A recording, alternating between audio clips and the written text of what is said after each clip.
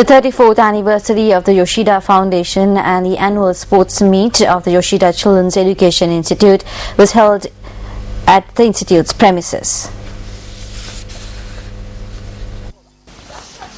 Certificates and medals were presented to students who emerged victorious in the sports meet.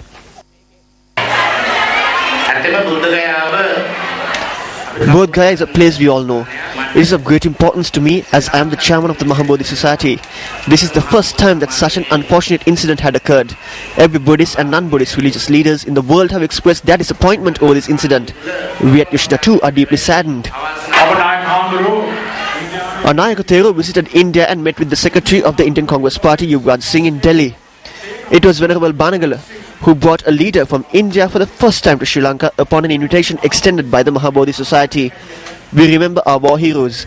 We consider them as our heroes. I bow my head in honour to Venerable Banagala Upatissa Thera for the service he rendered to bring peace to our country.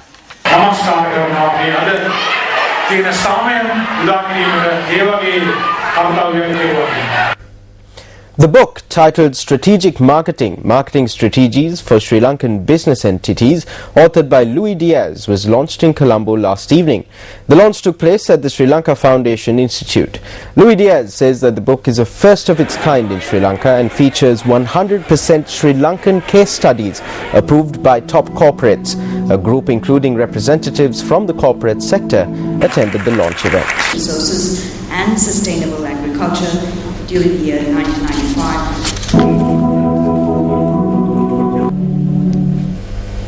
Sri Lanka's first news PhD on news journalism in local language newspapers was awarded to a research thesis by Ranga Kalansuri at the Sri Jayawardhanapura University convocation held at the PMICH in Colombo today. The research themed reporting ethnicity in vernacular press in Sri Lanka discovers the professional standards in Sinhala and Tamil news journalism through extensive and elaborated empirical studies. Supervised by Professor Tissa Karyavasam and Professor Dhammika Ganganath Disanayaka, the thesis analyzes and compares the news reporting standards during 3 selected time frames before, during and after the ethnic conflict through a structural, analytical framework. Ranga Kalansuri commenced his journalism career as a trainee journalist in Dinamina in the early 90s. After moving into various sectors in journalism, he later became the Director General of the Sri Lanka Press Institute that manages the Sri Lanka College of Journalism and Press Complaints Commission of Sri Lanka.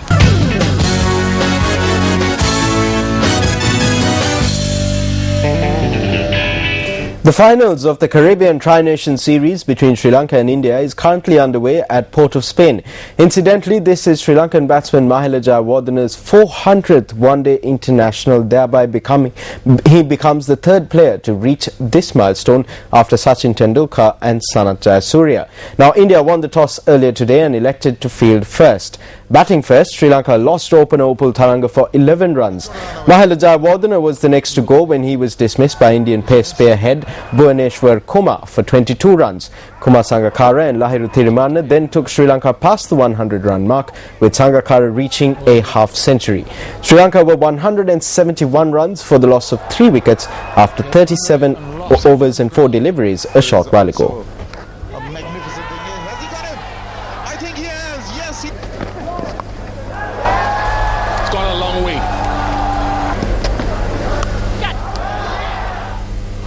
Also in cricket news, day 2 of the first test of the summer's blockbuster cricket series, the Ashes, is currently underway at the Trent Bridge, Nottingham. The game is now hanging in the balance, with Australia staging a late comeback powered by a record-breaking debut innings from Ashton Agha to post 280 runs in their first innings. England were bowled out for 215 on day 1 yesterday, and the visitors resumed their first innings on an overnight score of 75 for 4 wickets.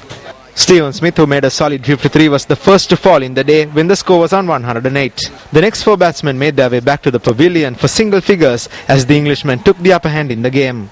However, 163-run transformational world record last wicket stand from Phil Hughes and debutant Ashton Agha left the game with no clear favourites as they tormented the England bowlers to an almost embarrassing extent. Agha, who is of Sri Lankan descent, registered the highest individual score made by a number 11 batsman in tests on debut, with his 98 made with some fearless hitting. The Aussies were finally bowled out for 280 runs with Phil Hughes not out on 81 runs to hold a lead of 65 runs over the home team. James Anderson was the pick of the bowlers, bagging a 5-wicket haul for the host. The final dismissal. Done everything right, middled it on. And he hit that from... But you see... Batting in the second innings, England were 48 runs for the loss of 2 wickets a short while ago. Well, that's all we have from tonight's edition of Primetime News. Thank you very much for joining us. I'm Arudhati Mudanayaka. Just a note before we leave, remember you can log on to our website www.newsfirst.lk to keep abreast with the latest news. I'm Nadim Majid. Have a pleasant evening, good night and good luck.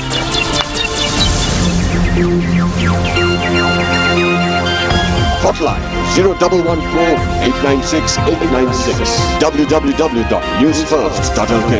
Feedback at newsfirst.lk.